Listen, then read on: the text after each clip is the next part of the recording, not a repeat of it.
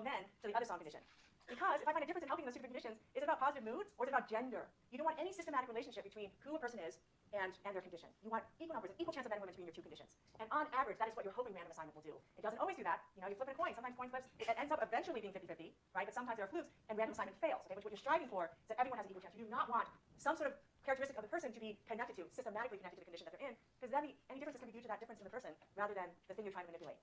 Are you with me? Yes? Yeah, Alex? And why, like the other person said, wouldn't they care more about random participation? Because like all these experiments at Berkeley are based off students, like our RPP, but I mean that's already a selected demographic. Okay, so that is a different issue. Okay, the pool from which we draw participants is not representative of the population as a whole, clearly. Okay, and you know there was a time in our field where there was a crisis, and we're all very aware of this. That are we talking about the psychology of people, or are we talking about the psychology of the college sophomore? Okay, but that is a different issue than causal inference and random assignment to condition. You come into my study, you have an equal chance of being in any of my conditions. That is what we're talking about here, not the fact that you're from Cal. Okay, and I'm not, you know, therefore sampling from many different universities, many different ages, many different SES levels, and so on and so forth. Yeah. I'm actually a little confused with that because there aren't studies out in the world that really like in terms of that you're always going to be the person that's not like your teacher, not the other person. But I felt like random assignment in that is that went in there and like of all the between 20 or whatever have the same chance of being the teacher. Okay. And now you're saying that. Okay, so some of you, or many of you are familiar with Milgram. In the Milgram study, experiment, is that an experiment? It's an experiment. What were the two conditions? Every participant was assigned, you know, by an ostensible flip of the coin, but it was rigged so that they were always the teacher. Okay, that was a demonstration initially. Hey, look at what can be done when you put people in that condition. The condition. But where it becomes looking at different variables is when they manipulate, is the experimenter wearing a white lab coat and saying he's from Yale, versus the experiment is saying he's from Bridgeport Associates in New Haven. And looking at differences as a function of the reputation of the experimenter. That is the random assignment to those conditions. That's where you hope they randomly assign people to conditions. You with me? Other questions about random assignment? I see anything? Okay, control and random assignment. When you do these two things well, you have what is known as high internal validity. This makes for a good experiment from this perspective, internal validity. Because with high control and good random assignment, okay, these things could vary in how successful they are. The reason why you want that is because it makes you more confident that should you find differences, that your independent variable is indeed a likely cause of your dependent variable.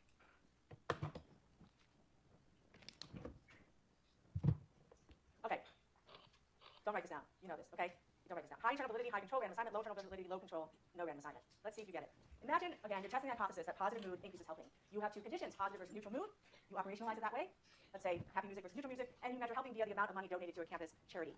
Which of the following circumstances represents, we use the language, represents a threat to internal validity? In other words, it lowers the internal validity of your experiment. So take a second to think about this.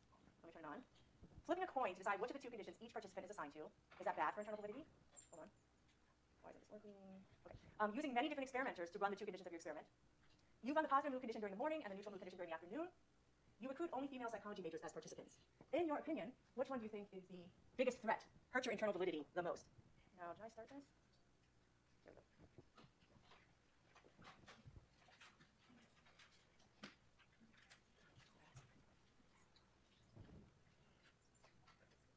Where are we at? Wonderful. Okay, let's see what you guys think. It's the most egregious mistake. Okay, C and D1. Let's see what these are. C and D1. Okay, I was looking for C, okay, as being egregious. Somebody articulate what the problem there is? Yeah, Peter. Yeah, different time of day affects your mood. So you find a difference. You don't know if it has to do with the time of day or it has to do with positive or negative mood. That's what I was looking for. That's pretty bad. Now, I thought a lot of you might choose B, okay, but instead a lot of you chose D. Okay, the reason why B is not ideal, okay, is because ideally, if you were really to have super duper duper control of your experiment, participants' experience in the lab, you want to have the same experimenter in both conditions all the time, ideally. Because one person is just a happier person and experimenter than another.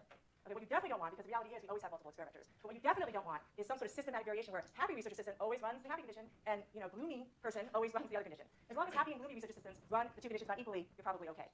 Okay, maybe you guys are thinking this, I don't know. But yeah, it's not ideal, but it's better than the third one. What is up with D? Why did you choose D? This is the issue about the Milgram experiment, about the sample you're drawing from, okay? It's not ideal, okay? You can only make inferences about women, female psychology majors, okay? But it's not threatening your internal validity necessarily. If you randomly assign those female psychology majors to condition and you have high control over their experience in the two condition, your internal validity is still fine. Yeah? With choosing recruiting only female psychology majors, internal validity is not bad for external. Exactly. Internal validity is intact. External validity sucks, okay? So that's the last concept for today. External validity, extent to which your results can be generalized to other people beyond psychology, female psychology majors, okay? And extent to which it can be generalized to other situations outside of the laboratory. Okay? And as researchers, we're always sort of trying to strike a balance between internal and external validity. Because oftentimes, as you increase internal validity, you get that greater control, you do that random assignment, you are decreasing the extent to which you can generalize your results to everyday life and everyday people. Okay? So there's often this trade-off, the trade-off between internal and external validity. And let me just give you one quick example before we start with social cognition. Imagine you're still interested in that positive mood leads to helping example.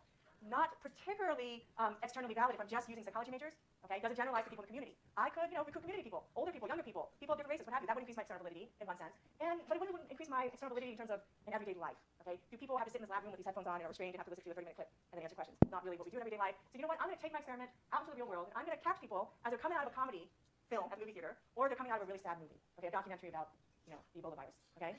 All these people are dying, okay? So I'm going to catch them because surely those people are, in a positive mood, these people are bummed out. I'm going to catch them as they come out, and I'm going to say, hey, this children's society, they really need money. Would you be willing to donate some money? And I'm going to measure, okay, how much money they donate, and hopefully find that comedy film people are going to donate more than gloom and doom people, okay?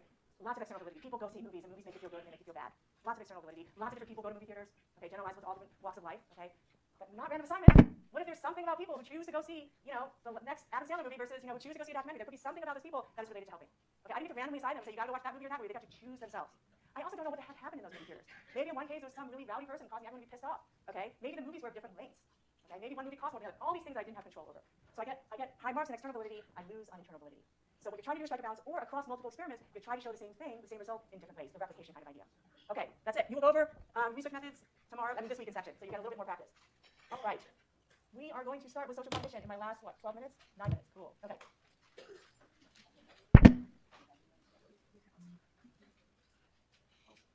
Okay, here's what I want to do to start off this topic. I'm going to share a list of words with you guys, okay? Keep your eye clickers out. Your job is to try to recall all of them as best as you can. Put your pencils down, chill out. I'm going to show you this word list. Try to remember them. I'm going to get some coffee after this. Okay, here we go. You ready? Everyone's paying attention. Okay. Do not write, type, or talk during this first part of the exercise. Here are the words.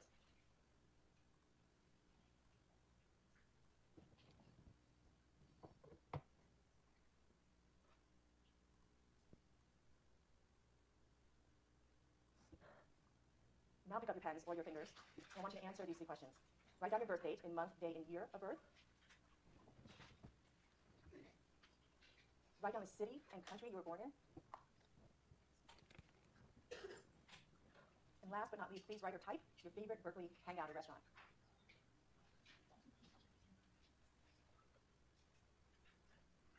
Now write down as many of the words you can remember as possible in any order. I'm going to give you 60 seconds to write down as many words as you remember. Go.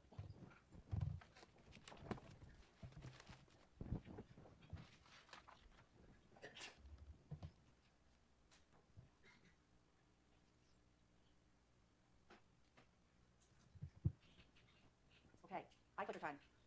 Choose one of these answers using your eye clicker. Whoa, that would be good. Yeah, okay. I would call seeing the word elephant, A. B, I would call seeing the word sleep.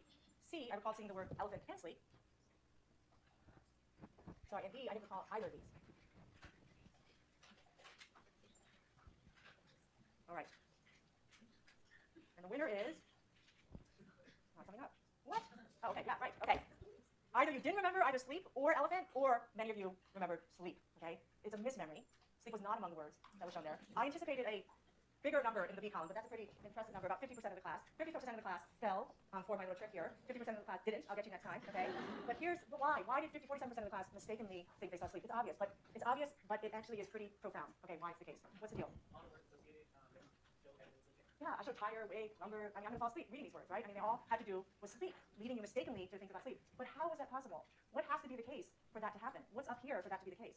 The answer is that you have stored knowledge up here about these words and these concepts, and that they're related to one another. And that bringing to mind one of them makes other concepts related to what's brought to mind also more likely to be top of mind.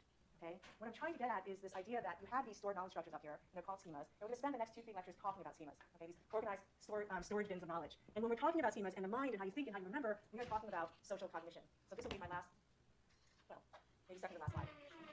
What is this sort of broad, maybe ambiguous phrase, social cognition?